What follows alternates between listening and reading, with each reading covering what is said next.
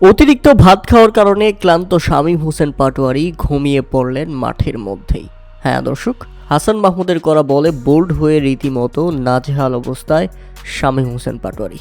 পেছনের দিকে স্কুপ করতে গিয়ে তার মিডল স্টাম্প উড়ে গেছে। তাতে ক্লান্ত শামীম হোসেন পাটোয়ারি আর উঠে দাঁড়াতে পারেননি।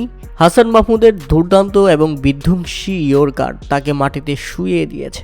তাতে 8 বলে 17 রান করে প্যাভিলিয়নে ফিরে যান শামীম হোসেন পাটোয়ারি।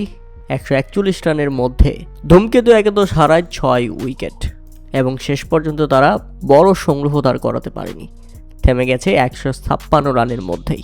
উল্লেখ্য, প্রথমে ব্যাটিং করতে নেমে শুরুতেই হতাশ করেন তানজিদ হাসান তামিম, একেবারে গোল্ডেন ডাক। 1 রানের মধ্যেই তখন প্রথম উইকেট হারায় ধূমকেতু একাদশ। দারুণ শুরু করলেও সাইফ হাসান ইনিংস বড় করতে পারেনি। 20 বলে 28 রান করে ফিরে গেছেন প্যাভিলিয়নে। এরপর ব্যর্থ হয়েছেন পারভেজ হোসেন ইমন। 15 বলে 13 রান করে ফিরে গেছেন প্যাভিলিয়নে। সেই সাথে তাওহিদ হৃদয় তো আরও ব্যর্থ। তানভীর ইসলামের বলে বোল্ড হয়ে ফিরে গেলেন প্যাভিলিয়নে 6 বলে 7 রান করে। একমাত্র ব্যাটসম্যান লিটন কুমার দাস আগের দিনের পর এদিনও দারুণ খেলছিলেন, তবে 50-র দেখা পাওয়া হয়নি আজকে। 37 বলে 43 রান করে ফিরে গেছেন প্যাভিলিয়নে। লিটন দাস ফিরলে 119 রানের মধ্যেই 5 উইকেট হারিয়ে ফেলে তারা। এরপর শামীম হোসেন পাটোয়ারি এসে মারমুখী ভঙ্গিতে খেললেও তাকে রীতিমতো ইয়র্কারে দাপিয়ে দিয়েছে হাসান মাহমুদ। বোল্ড করে দিয়ে শামীম হোসেন পাটোয়ারিকে শুইয়ে দিয়েছিলেন তিনি।